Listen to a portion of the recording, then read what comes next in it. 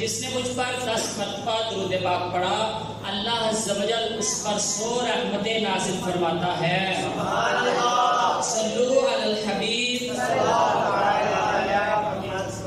حضرت سیدنا عبداللہ بن عمر رضی اللہ تعالیٰ عنہ سے روایت ہے کہ ہم دو عالم کے داتا مدینے والے مصطفیٰ صلی اللہ تعالیٰ علیہ وآلہ وسلم کی بارگاہ میں حاضر تھے کہ قبیلہ بنو سلیم کا ایک شخص کو ایک جانور اس کا شکار کر کے اسے اپنی آستین میں چھپا کر وہاں سے گزر رہا تھا. تو اس نے ہمارا اجتماع دیکھا تو لوگوں سے پوچھا یہ کون لوگ ہیں؟ تو اسے بتایا گیا یہ اس شخص کی مجلس ہے جو یہ کہتا ہے وہ اللہ کا رسول ہے. یہ سن کر وہ اپنی سواری سے اترا اور لوگوں کے درمیان سے گزرتا ہوا محبوب خدا مکی مدنی مصطفیٰ صلی اللہ تعالی علیہ وآلہ وسلم کی بارگاہ میں حاضر ہو کر بد کلامی کرنے لگا.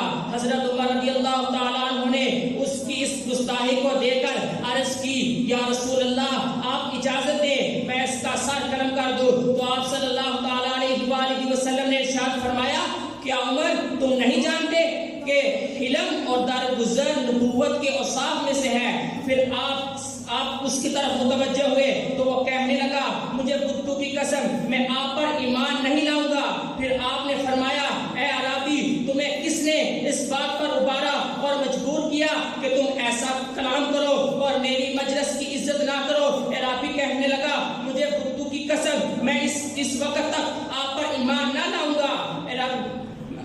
لاؤں گا جب تک یہ میرا جانور گو آپ پر ایمان نہ لے آئے. یہ کہہ کر اس نے گو کو اپنی آستین سے نکال کر آپ صلی اللہ تعالیٰ علیہ وآلہ وسلم کے سامنے ڈال دیا.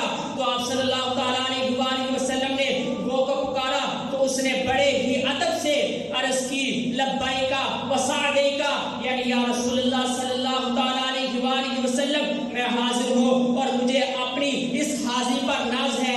تمام حاضرین نے یہ بات سنی اور سمجھی. پھر آپ صلی اللہ تعالیٰ علیہ وآلہ وسلم نے فرمایا پوچھا تیرا معبود کون ہے؟ تو اس نے عرض کی میرا معبود وہ ہے جس کا عرش آسمان میں ہے, اسی کی بادشاہی زمین میں ہے, اسی کی رحمت جنت میں ہے, اسی کا عذاب جہنم میں ہے. پھر آپ صلی اللہ تعالیٰ علیہ وآلہ وسلم نے پوچھا اے گو یہ بتا کہ میں کون ہوں؟ اس نے بلند آواز سے کہا انت رسول رب العالمین و خاتم النبیین یعنی تمام جہانوں کے رب کے رسول اور آخری نبی ہے. قد افلح من صدقک جس نے آپ کی تصدیق کی وہ کامیاب ہو گیا. وقد خاب من کذبک اور جس نے آپ کو جھٹلایا وہ نامراد ہو گیا.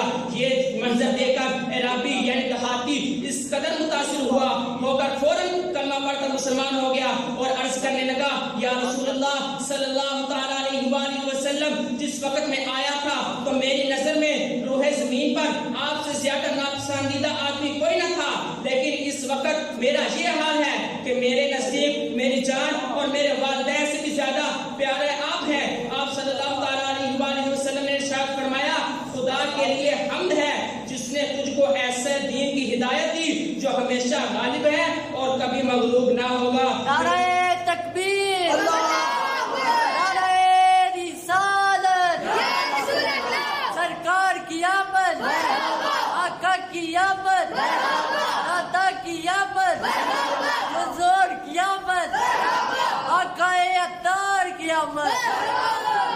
پھر آپ صلی اللہ تعالیٰ علیہ وآلہ وسلم نے اس کو سورۃ الفاتحہ اور سورۃ الاخلاص کی تعلیم دی تو وہ قرآن کریم کی ان دو سورتوں کو سن کر عرض کرنے لگا میں نے بڑے بڑے فصیح و بلیغ طویل و مختصر ہر قسم کے کلاموں کو سنا مگر خدا کی قسم میں نے آج تک اس سے بڑھ کر اور اس سے بہترین کلام کبھی نہیں سنا. تو اعلیٰ حضرت لکھتے ہیں تمہاری چمک, تمہاری دمک, تمہاری جھلک, تمہاری مہک, زمین و فلک, سماق و سمک میں سکہ نشان تمہارے لیے. میٹھے میٹھے اسلامی بھائیوں, اللہ پاک نے اپنے آخری نبی محمد عربی صلی اللہ تعالیٰ علیہ وآلہ وسلم کو زمین و آسمان کی حکومت عطا فرمائی. چنانچہ آپ کی حکومت جہاں انسانوں پر ہے تو وہیں جنوں پر بھی ہے. آپ کی حکومت زمین میں چلنے والے جانوروں پر ہے تو فضا میں اڑنے والے پرندوں پر بھی ہے. آپ کی حکومت درختوں پر بھی ہے تو پتھروں پر بھی ہے. آپ کی حکومت فرش پر ہے تو عرش پر بھی ہے. تو میرے اہل سنت کرتے ہیں تیری عرش پر حکومت، تیری فرش پر حکومت، تیری عرش پر حکومت، تیری فرش پر حکومت، شہنشاہ زمانہ، مدنی مدینے والے پیارے پیارے اسلامی بھائیوں، دیکھا آپ نے ایک کو اس نے کس طرح پیارے آقا صلی اللہ تعالیٰ علیہ وآلہ وسلم کے سوالوں کا جواب دیا، اور نہ صرف